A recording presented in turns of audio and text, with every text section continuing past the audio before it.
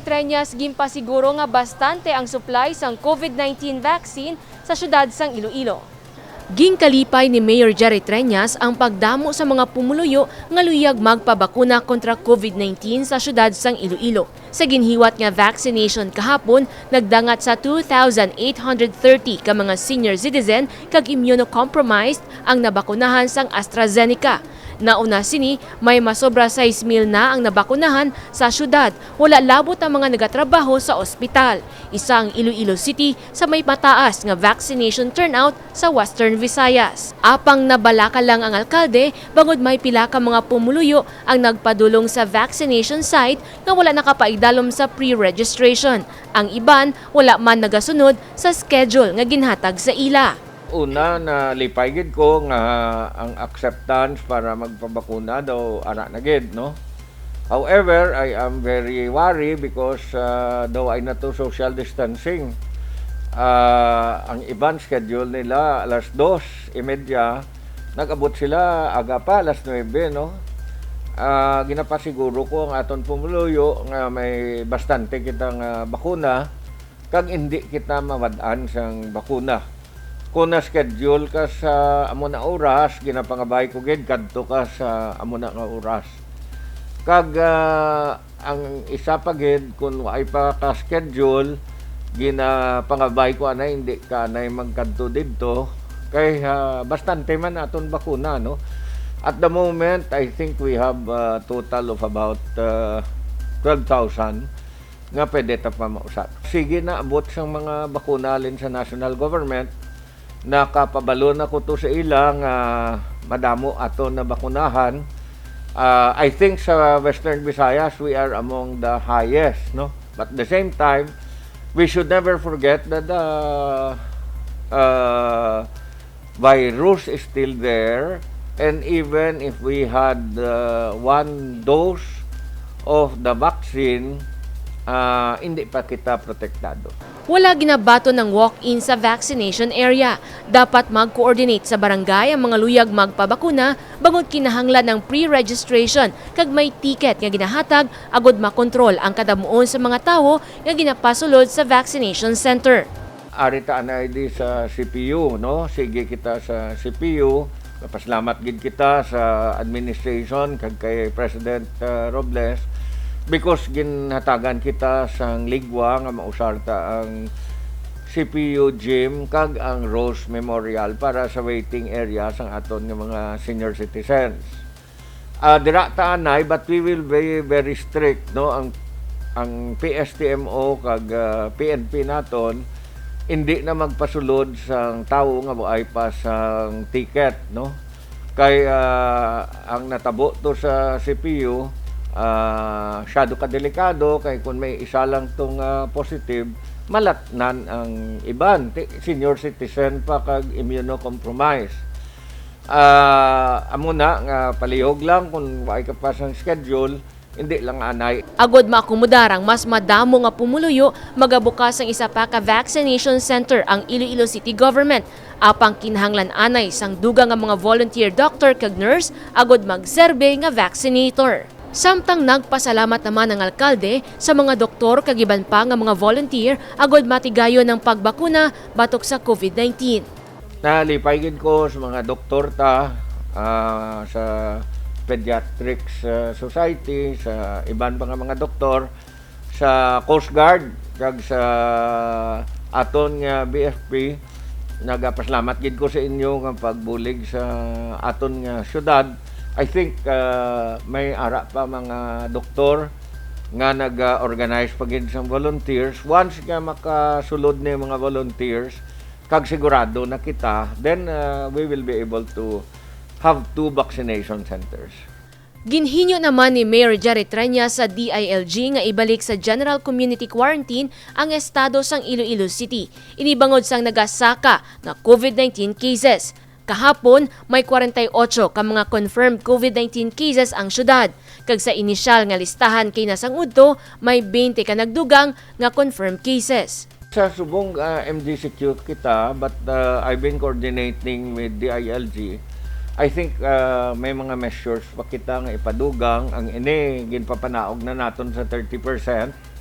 ang capacity naton even in City Hall. Diri sa aton sa City Hall sa isa naton ka division may ara man da nga daw 4 na ang nag-positive. Sige aton da contact tracing kag sa iban nga mga opisina may nag-report naman nga may ara man nga nag-positive, no. That is the reason why gin-split ko na ang aton grupo, no. Sini nga hapon nakigangot na ang alkalde sa DILG agod mahibaluan kung ano ang mangin panibag-o nga quarantine status sang syudad. Jennifer Garcia Hernandez para sa Level Up Patrol. Iloilo bugos ang suporta sa pambato sang Pilipinas sa Miss Universe 2020 Rabia Mateo. Ini ang national costume ni Miss Universe Philippines Rabia Mateo. Inspired sang Philippine flag ang national costume sa diin makita ng red kag blue nga color sang bandera sang Pilipinas. Ini ang nagabugat sang 21 kilos. Ang national costume ang gindisenyo sang top international Filipino designer nga si Rocky Gutter Cole nga sang damlag lang nagtaliwan na. Ginkalangkagan sang tanan ang performance sang pambato sang Pilipinas sa Miss Universe 2020. Para sa amay sang syudad sang Iloilo, ang mangin kadalagan sang Ilongga Beauty Queen ang hindi lamang para sa Iloilo. Bit-bit man sini ang bandera sang pungsod. She has given the people a sense of unity.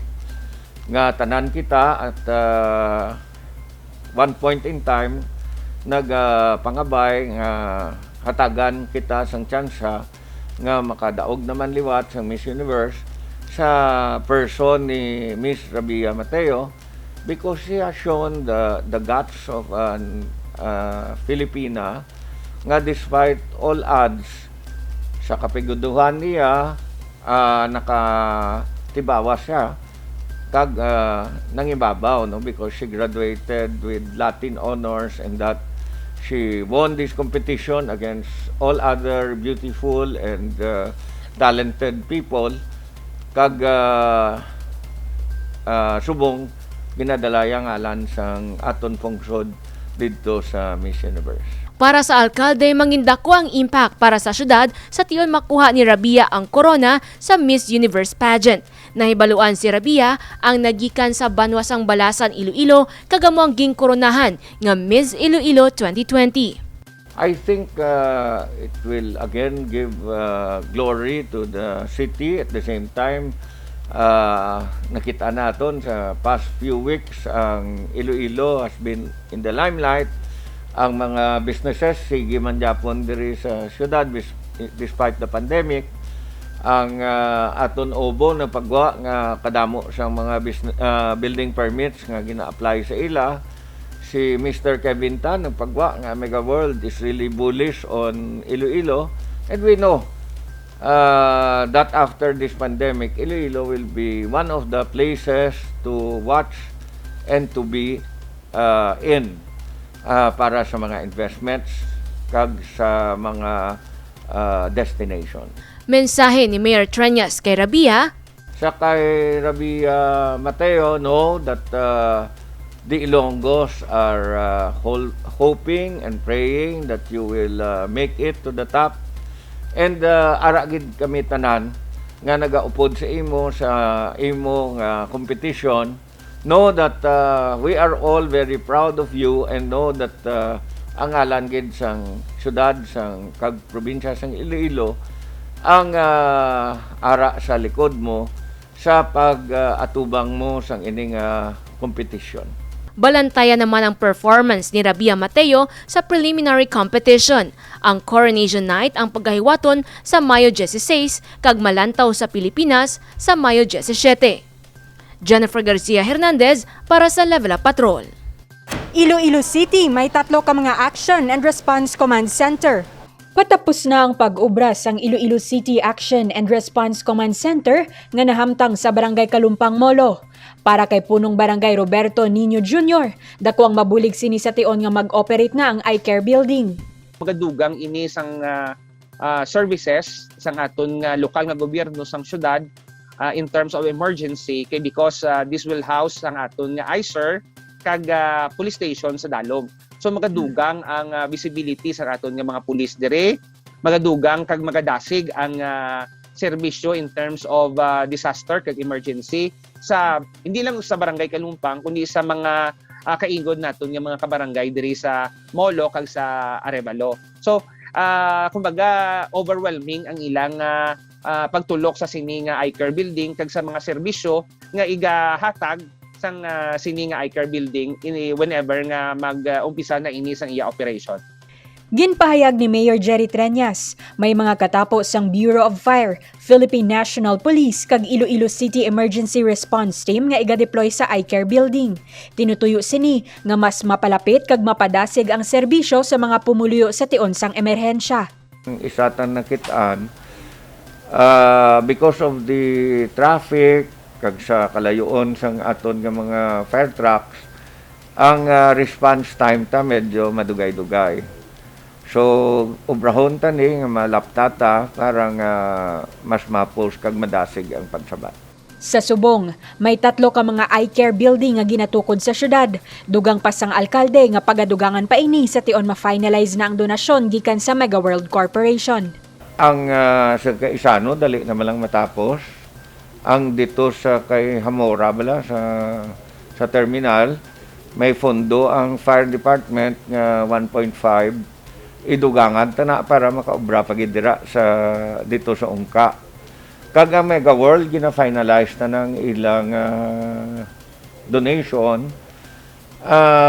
Ginatanaw nila kuno anay aton site development para mahatag sila sang ila donation. So there's a lot of facility nga ipapalapito naton sa tao para mas mapos sa ila kung magtawag sila kag may kinahanglan sila.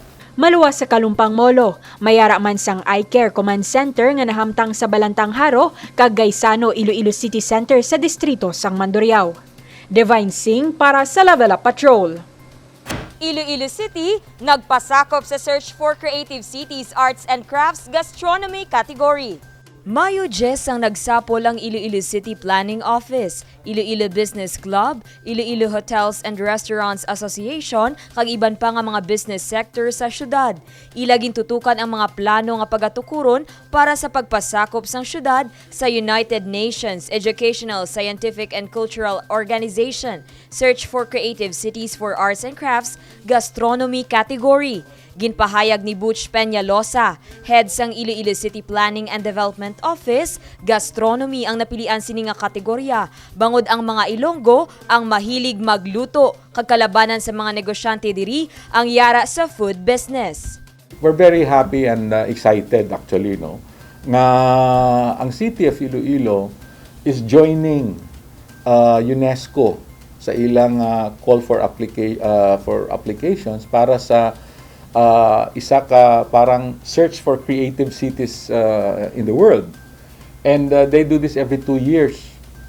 And for the past 4 years, sa Philippines, nakuha sang Cebu ang creative cities nga designation by UNESCO on design. And then 2 years back, ang Baguio naman ang natagaan sang designation, UNESCO Creative Cities for Arts and Crafts. May ara sing 7 ka fields of the arts nga categories for this. Among those is gastronomy, which ang Iloilo City for this year naga-intend nga mag-join, and the mayor has already mobilized mga stakeholders kag nag-create siya sing team to work on the application or the proposal to join. Kahapon nga adlaw nag-fill up na sang form ang Iloilo City bilang opisyal nga magpakigbahin sa sini nga aktibidad. Ang pagpakigsapol ang may kaundan sang 4-year sustainable plan, lakip na diri ang pagpadayon sang uswag rolling store, community kitchen, kag pagpasanyog sa mga teknolohiya sa food packaging kag food preparation. Ang primary gid sini nga maka-benefit would be, for example, the restaurants, naga-operate sa mga food the food industry. But I'm happy also nga this can also contribute to the underground economy, amongst our low-income entrepreneurs nga nakita naton during the pandemic, naging business persons, no? They provided what otherwise is parang daw problema and lacking at the moment, which is in pag-access sa mga restaurants, no? And so ining mga home cooks nga ginatawag naton became entrepreneurs. Nga sa diin na they do online deliveries and advertising them online, that their food online, and when ordered, napapatigayon ang delivery right to people's homes. Ang long-term nga epekto sa sini nga proyekto amo ang pagpasanyog sa turismo kag agrikultura sang syudad. Domestic tourism ang prioridad sini kung sa diin mahimo gamiton ang mga convention centers sa Mega World agud mangin venues sang food festivals kag sentro sang negosyo sa mga local and international business sectors. Ang medium term nga kita man namon sinidi are the short term and medium term actually are the producers of vegetables, no? Ang mga mga mangingisda, ang mga livestock growers, sila maka-directly benefit sini. And we're very happy of how things are turning out, no? Nga ang aton meat is now being shipped to the rest of the country because ours is a meat nga very, very safe. Because maayo ang pag-manage ang aton both ang aton mga producers dira sa provinces as well as the storage kag ang hauling and transport diri sa syudad. We have become a city nga logistics and transshipment hub, and we did our part, no, in safely transporting, storing and distributing ining mga food raw materials and food products na process na. This is one of the features of how Iloilo City copes with the challenges of the pandemic, lockdowns, pandemic quarantine, and also parang preparation for the new normal. Nga in the next few years, and swak yun sa within the 4-year time frame, we will be dealing with that. Nga less people will be going to the grocery stores. Less people will be visiting supermarkets and the public markets. Ini nga aktibidad ang may dako man nga bulig sa mga mangunguma, manog pangisda kag mga mamumugon. Dane Raffles para sa Level Up Patrol.